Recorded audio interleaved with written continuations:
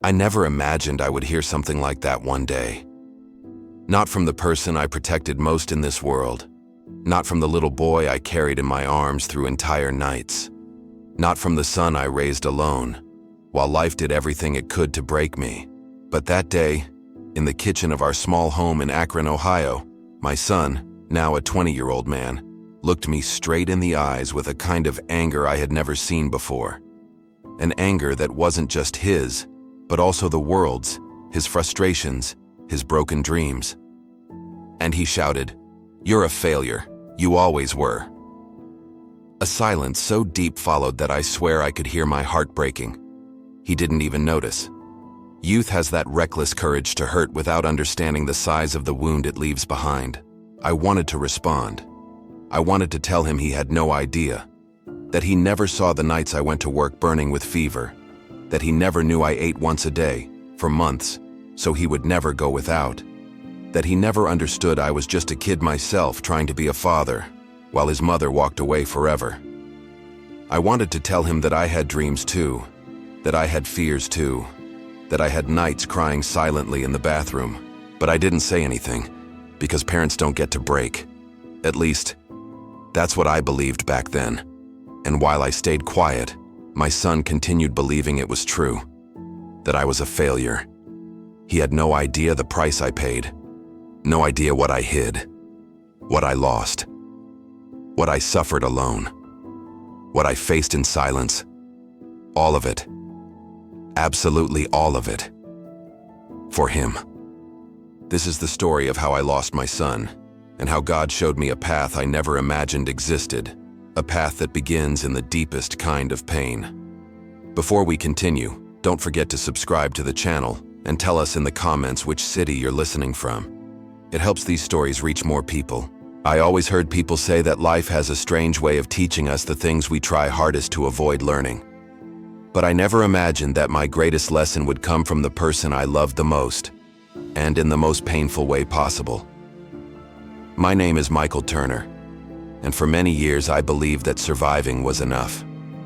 I believed that waking up before sunrise, working until my body couldn't take it anymore, and coming home late every night would somehow make my son a better man than I had ever been. I thought love was that silent sacrifice. When his mother left us in 2008, Ethan was only 3 years old. I remember him standing at the door, holding that little blue toy in his hand, asking, "Daddy, where is Mom?" And I didn't have the courage to tell him the truth. Not that day, not in the months after, not even in the years that followed, because the truth was too cruel to fit into the mouth of a child. I simply told him, "She needs time." He believed me. And I had to learn how to be a father and a mother at the same time. Akron, Ohio, has never been an easy place. After the 2008 crisis, it felt like everything around us had been shattered and taped back together. Jobs, homes, families. I worked construction during the day, carrying bags of cement that seemed heavier every year. And at night, I took the shift as a security guard in an old warehouse that smelled like rust and loneliness. It was exhausting.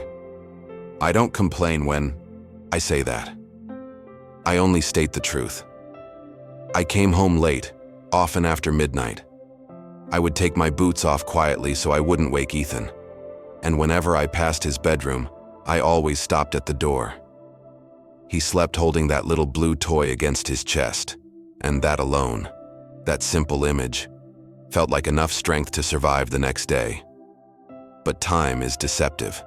It never warns you when it starts to wear love down. It just wears it down. Ethan grew up seeing the worst parts of me. My exhaustion, my lack of time, the harshness that work carved into my face, the crumpled bills on the table, the old car that broke down constantly, the repeated clothes, the hollow eyes, the short answers. He didn't see, because I didn't let him, the nights I worked with a fever, the times I said I already ate, when there was nothing left for me, the shut-off notices, the eviction warning that nearly crushed me. The tears I washed away in the shower so I wouldn't worry him. Ethan grew up with only the visible part of my life, and the visible part never told the whole story. When he turned 16, something changed. He started comparing our life to the lives of his friends, kids with more stable parents, more present parents, more successful parents, kids with better cars, bigger houses, involved mothers, vacations, expensive birthdays. And slowly, without me noticing, my son began to feel ashamed of me. I noticed it in the way he spoke. I noticed it in the silences, at dinner. I noticed it when he avoided introducing me to people. I noticed it when he said, "My dad works in construction," but with the voice of someone who wished he could say something else. I tried to get closer, but the more I tried, the further he drifted away. When he turned 18, our conversations became rare. At 19, they practically disappeared. And by 20, he carried a kind of anger I didn't understand. One night, after coming home frustrated from yet another temporary job, the argument started over something so small that I can't even remember what it was. I only remember the look on his face, a mix of hurt, frustration, and a pain that felt too old to have begun that night. And then he said it. "You're a failure, Dad. You always were, and because of you, I am too.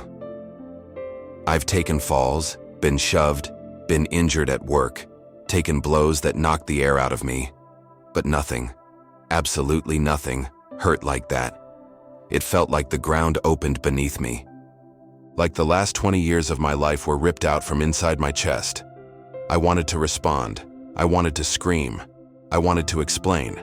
I wanted to say, 'You have no idea what I went through. You have no idea what I gave up. You have no idea how many nights I cried because of you.' But my voice disappeared.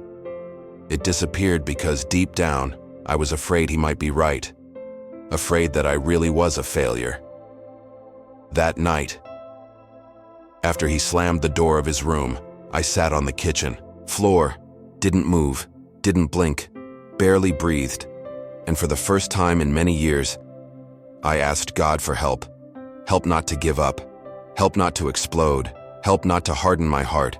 Help to find the truth between who I was and who I tried to be.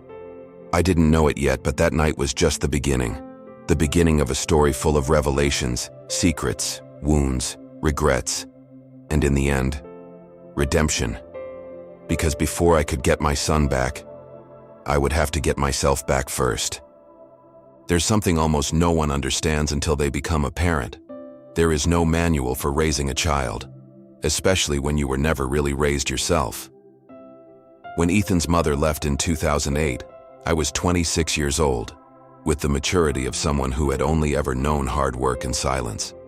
I wasn't prepared to be a father. I wasn't prepared to be alone.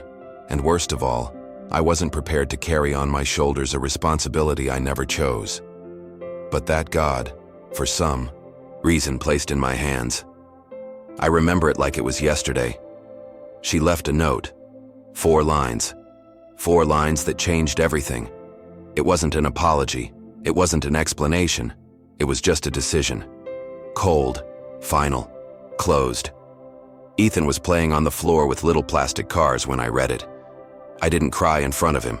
I knelt down, picked him up, and said, "Daddy is here. I'm not going anywhere."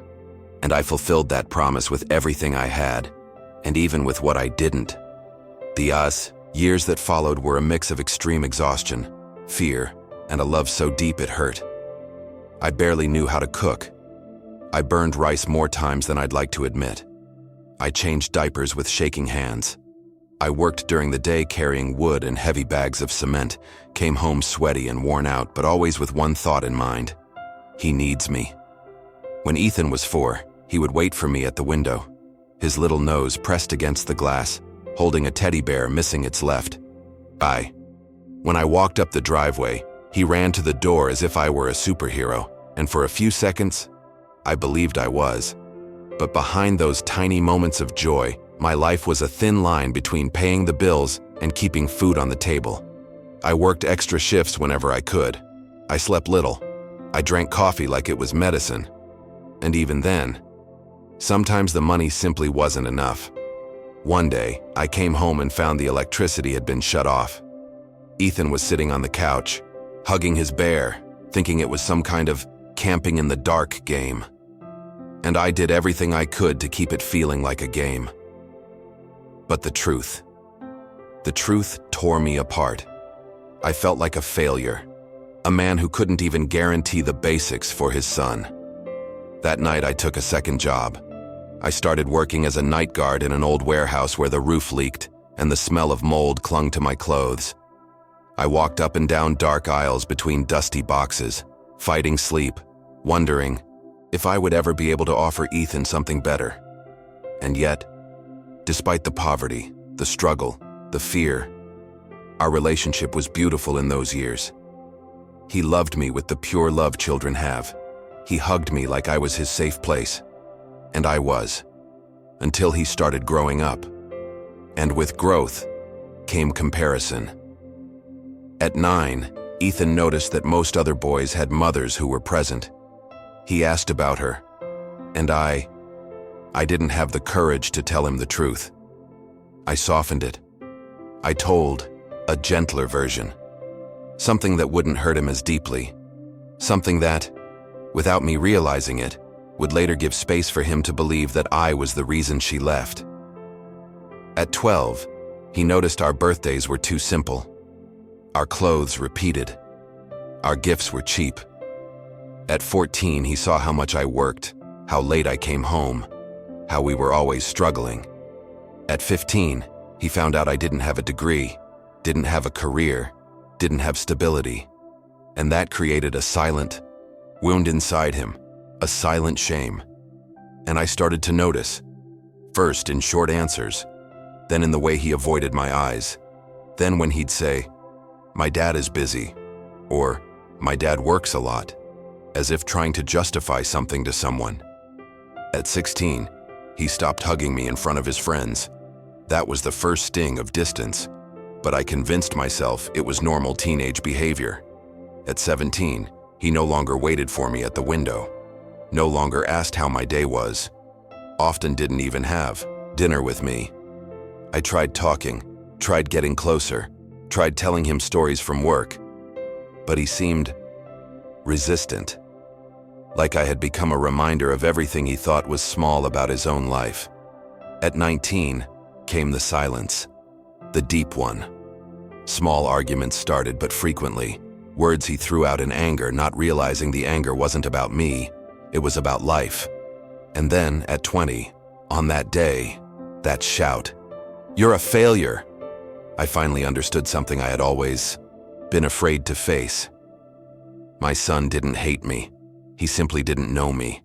He didn't know what I had given up. Didn't know the sleepless nights. Didn't know the times I ended up in the hospital and hid it. Didn't know the debts I carried alone. Didn't know the truth about his mother. Didn't know the price I paid for him. And in that moment, that exact moment, I realized a story was beginning.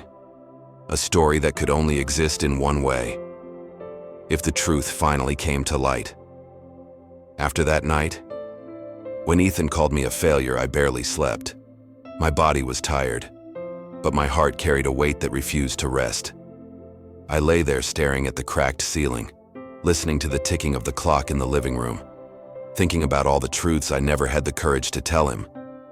I always thought protecting my son meant hiding things, hiding the pain, hiding the past, hiding the poverty, hiding the truth about his mother, hiding even who I was and who I failed to become. When Ethan's mother left us, it wasn't calm or mature. It wasn't a goodbye. It was an escape, and I never wanted him to carry the trauma of that. She was unstable, emotionally unpredictable. There were nights when she would disappear and show up the next day as if nothing had happened, and I would pretend everything was fine. All so Ethan wouldn't grow up thinking the world around him was falling apart. But that morning in June 2008, she didn't come back. At first, I thought she was having one of her episodes. I waited the whole day, then the whole night. And the next day, I found the note. The truth is, she didn't leave me. She left Ethan. And that truth, I never wanted to place on his shoulders. So for years, I told him she needed time, that she was living far away, that keeping in touch was hard. I invented excuses, invented stories, invented reasons. I thought I was saving his heart, but without realizing, I was planting the seed of a wound that would later turn against me. Because when Ethan turned 15, he started asking more questions. He asked why she never came back, why she never called, why there were no new photos, no messages, no letters, nothing. I didn't know what to say anymore.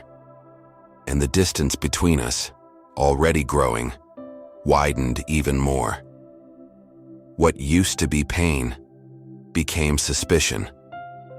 One day, he asked me directly, "Did she leave because of you?"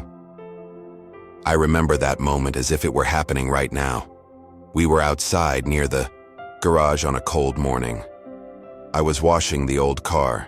He was on his phone but restless, as if carrying that question for weeks.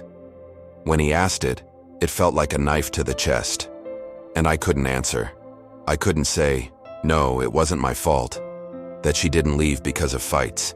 Didn't leave because of a lack of love. Didn't leave because of something I did.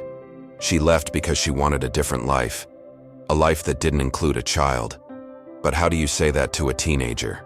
How do you tell him it wasn't my fault, but it also wasn't his? How do you say something that would destroy his image of his own mother? I stayed silent, and my silence was taken as guilt. From that day on, Ethan looked at me differently, not just with anger, with disappointment, as if I had hidden the worst part of the story for selfish reasons. And over the years, a new narrative formed in his mind. He started believing she left because of me, that I pushed her away, that I prevented contact, that I was controlling, jealous, possessive. He invented reasons to fill the gaps I left open with my silence, and those reasons became resentment. I saw it happening, and I felt increasingly powerless to stop it. But the truth wasn't only about her, it was also about me. I carried old guilt. Guilt that began before he was even born. Guilt for not finishing school, for not having a stable profession, for not building a comfortable life, for not giving him what I never had. And the more I tried to compensate by working, the more I drifted away. I thought I was being strong, but the truth is, I was hiding behind routine. I didn't know how to talk about feelings, didn't know how to show vulnerability, didn't know how to say I'm scared, so to him, I looked cold. But inside, I was the opposite.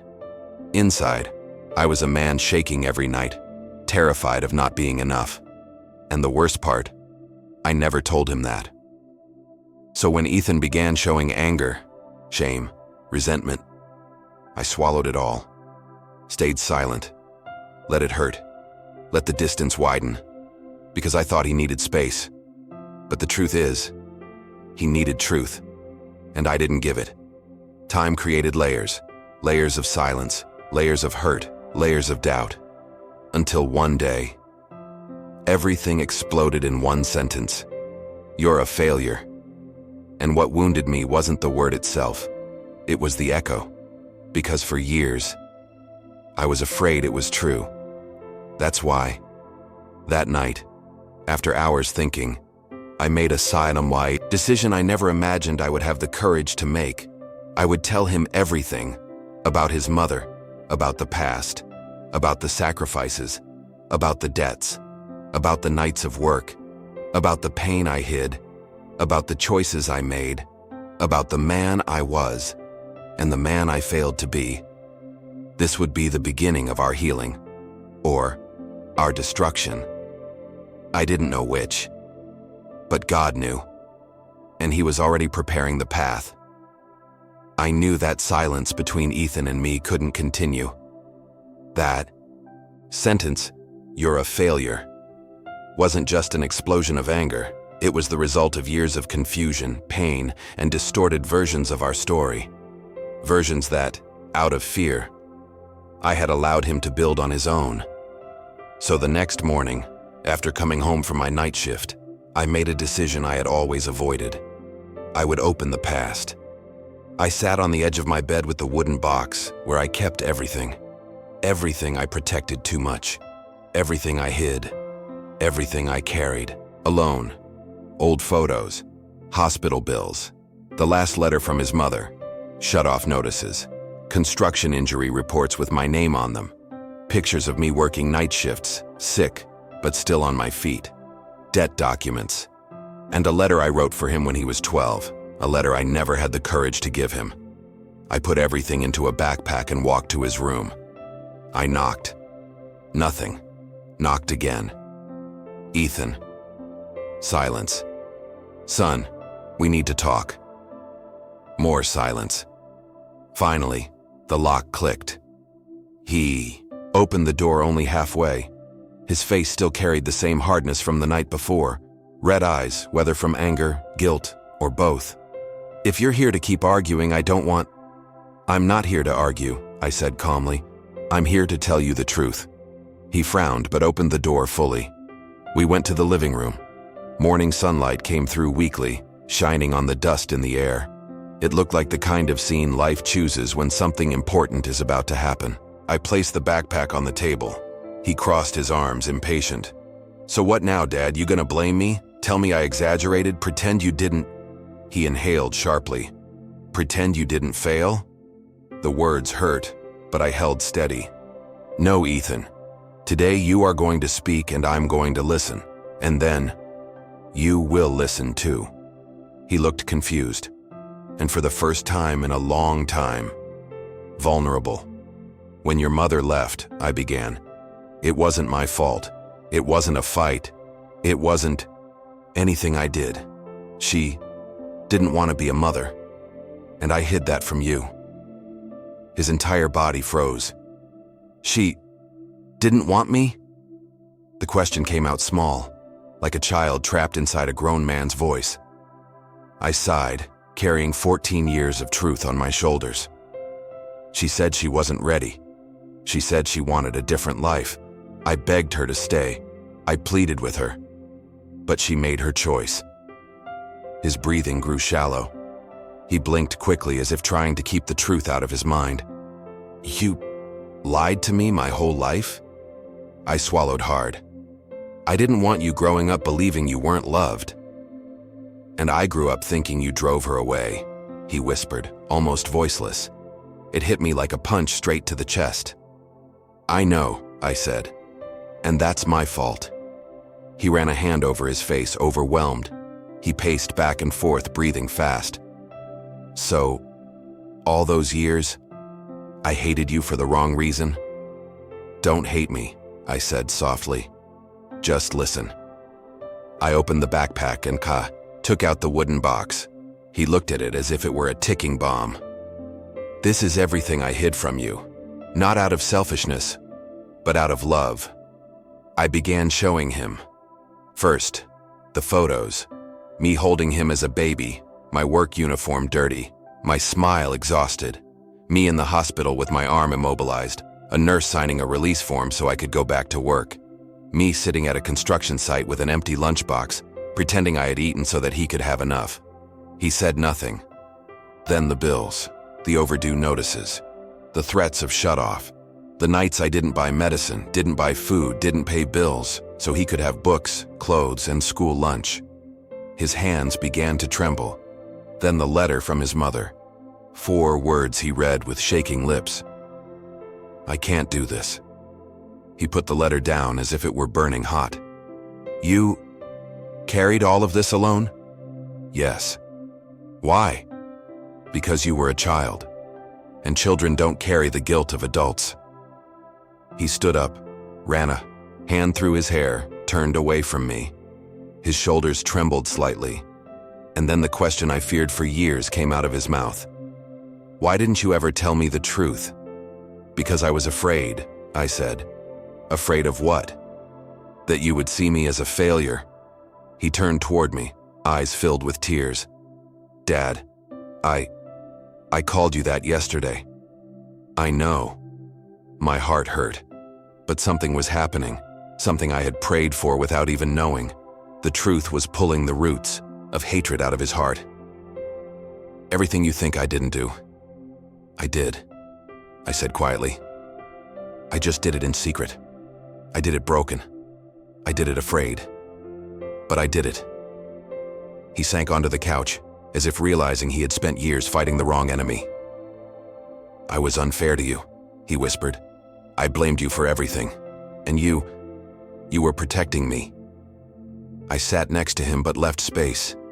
He needed this moment to breathe. "Ethan, everything I did because you were the only piece of life I had." He covered his face with his hands. And there, for the first time since he was a child, my son cried against my chest, and I knew God had just begun his work. After that day, nothing between Ethan and me was the same. But it wasn't the sudden dramatic transformation people see in movies, where everything magically becomes perfect overnight. No, it was something slower, human, filled with a different kind of silence. Before, the silence between us meant distance. After that, conversation, silence became process. In the days that followed, Ethan didn't talk much, but I could see something had shifted in his eyes. It was no longer the hardened, judgmental look from before. It was heavier now, the look of someone swallowing his own guilt. And I had mine to swallow too. Because even though I had done everything I could, I knew the truth. I was wrong to hide so much for so long. Wrong not to share the weight that belonged to both of us.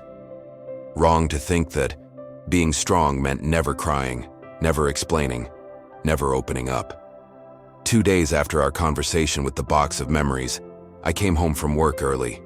He was sitting on the couch, the TV on, but his eyes unfocused. I almost walked past, almost respected the silence, but something pushed me toward him. "Ethan," I said softly. He turned off the TV and took in a deep breath, like he was bracing himself. "Dad, I need to say something too." I sat in the old armchair across from him. My hands were sweating. For a moment, I felt like that 26-year-old kid again, the one with a toddler in his arms and a woman disappearing through the door. He began. "I hurt you a lot, didn't I?" I thought about saying it was fine, that I understood, that it didn't matter. But it wouldn't be true, so I answered honestly. "Yes, you did." He swallowed hard. "I spent years angry at you. Years. I talked about you like you were the reason everything in my life went wrong. Like you were the burden I had to carry. I never asked your side. I never wanted to listen. I just chose to blame you." His head lowered. "I was ashamed of you, Dad," he said, voice shaking. "Ashamed of your simple clothes, the old car, the way you always came home tired. I thought you were small. I thought you settled. I thought you gave up on life." He wiped his face with the back of his hand. "But now I see. The one who gave up on knowing you was me." Those words pierced and healed at the same time. "Ethan," I said, my voice unsteady. "I made mistakes too. I didn't trust you enough to share the burden. I treated you like a child longer than I should have. I decided what you could or couldn't know. I tried to be everything alone and ended up leaving you in the dark." He looked up at me. Something new lived in his eyes. Not anger, not resentment. Pain, yes, but pain searching for a way out. "I called you a failure," he whispered, "and you didn't respond. Why?" I breathed in deeply. "Because, for a long time, I was afraid it was true," I admitted. "I saw other fathers with degrees, careers, stable lives, and inside, I felt small. So when you yelled that at me, it hurt. Not just because it came from you. It hurt because it touched a wound I already had." He said nothing. "But Ethan," I continued softly, "over these last few days I've been thinking, if failure means falling many times, then maybe I am a failure. But if failure means not loving, not trying, not fighting, then I never was." Silence filled the room, and unexpectedly, he was the one who broke it. "Dad, forgive me," he whispered. The world seemed to stop. "Forgive me for judging you without knowing anything. Forgive me for spending years thinking the worst of you. Forgive me for repeating in your face what I heard from others, and what I convinced myself to believe.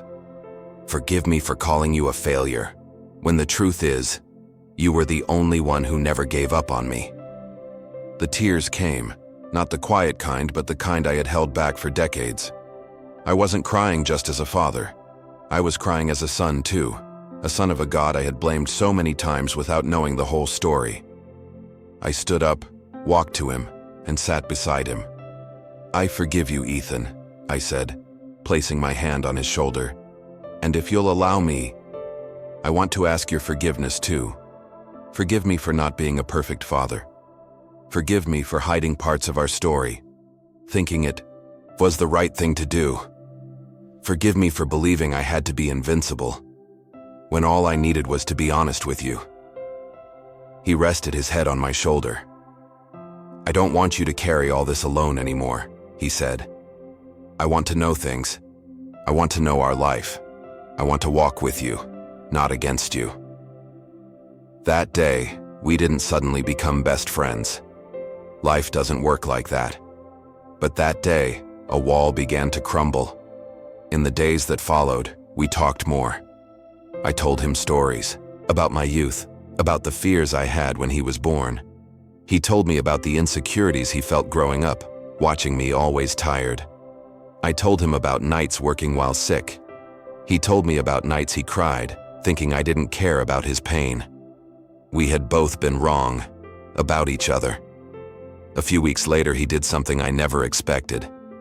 "Dad," he said, walking into my room with his phone, "a friend invited me to a new church. I thought about visiting. Would you come with me?" I stared at him, stunned. "Me?" I asked. "Yeah. You always said you didn't lose your mind because God held you together. I want to understand what kind of God held you. Because I need to be held too." That Sunday, we sat side by side in a small church on a quiet street in Akron. The pastor spoke about a father who ran to embrace a son who had rejected him, hurt him, wasted everything he gave him. The prodigal son. But for the first time, I didn't see myself as the father or the son. I saw myself as both, a wounded father and a son desperate for forgiveness. As the soft music played, Ethan gently touched my shoulder. "Thank you for not leaving," he said. And there, sitting on an old wooden pew, I understood. Even with all my mistakes, failures, and wounds, God could still write something beautiful with our story. He didn't change our past, but little by little, He was changing our hearts. Today, when I look back, it feels like I'm watching someone else's life. As if that exhausted, quiet, guilt-ridden man were a distant memory, and yet still part of me, as real as my own skin. A lot has changed since that morning when I sat with Ethan in the living room and opened the box of memories. But if I had to summarize everything in one sentence, it would be this. Before, we were two strangers sharing the same house. Now, we are two men sharing the same story. The months that followed that conversation were a process. Not an instant miracle, but a miracle built slowly. Ethan started working part-time at an auto shop while deciding what to do with his life. He was still afraid of the future, still compared himself to others. But little by little, he stopped blaming me for it. One ordinary night, while riding the bus home together, he said, "Dad, you know what I realized? I spent my whole life wanting you to be the perfect father I imagined. And I never saw the real father you were. I gave a half-awkward smile. "And what father was that?" I asked. He thought for a moment, then answered, "The one who stayed."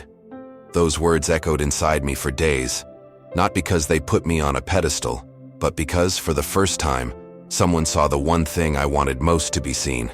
Not the strong father, not the perfect father, not the successful father, just the father who stayed.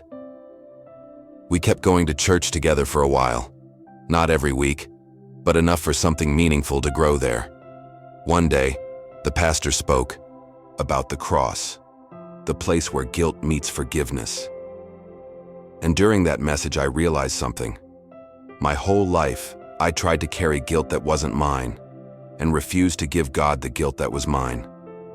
Walking home after the service, I said, "Ethan, I think I spent too much time trying to be the savior of our story. But the truth is, I wasn't the one who saved us. It was God. He's the one who kept us from breaking completely." Ethan gave a small smile.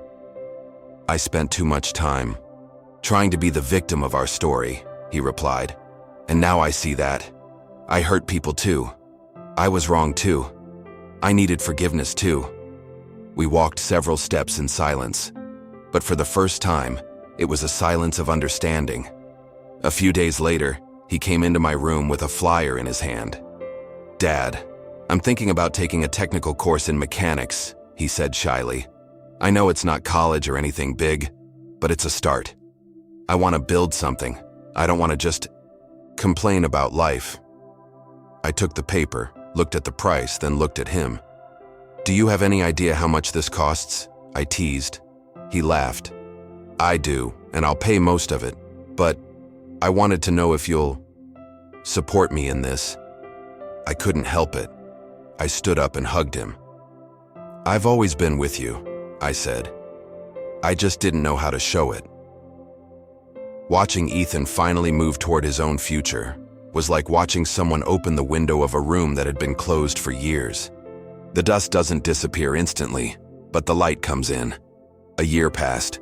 He finished the course, got a better job at the same auto shop, started earning his own money, bought his own phone, in installments of course, and one day he came home with a surprise, a small box, simple, with a note on top, "For the man who taught me to stay." I opened it. Inside was a watch, nothing fancy, nothing expensive, but meaningful. "It's so you won't forget," he said, embarrassed. "That even though I said horrible things, I know you were never a failure. You were my beginning." I held the watch in my hand, and in that moment, I understood something. God had done something I could never have done on my own. He didn't erase my past, didn't erase the mistakes, the harsh words, the sleepless nights, the hidden guilt. But he did something far deeper. He gave all of it new meaning. Today, when I remember the day I heard, "You're a failure, Dad. You always were," I don't feel the same weight. Not because it was a light thing to hear, not because it stopped hurting, but because I now see that moment for what it truly was. The turning point. The moment when God decided that this story would not end in accusation, but in reconciliation. If you asked me whether I would do it all again for him, even the painful parts, even the mistakes, even the nights of fear, the tears in secret, the words that wounded, I would answer without hesitation, yes. Because the love of a father, when it is real, is not measured by applause, but by the cross he's willing to carry for his children. Today, my greatest pride is not telling anyone I was a perfect father. Far from it. My greatest pride is looking at my son and knowing that despite everything, we made it through, together. And if there's one thing I learned from Jesus in all of this, it's this. Even when everything seems destroyed, even when words hurt more than any blow, even when distance feels impossible to heal, there is always a way back. Sometimes that path begins with a harsh sentence, sometimes with a long hidden truth, sometimes with a simple, Forgive me. I didn't know. But now, I want to learn how to love for real. This is my story. The story of a man who heard from his own son that he was a failure and discovered by God's grace that failure isn't falling. It's giving up on love. And by His grace, I did not give up.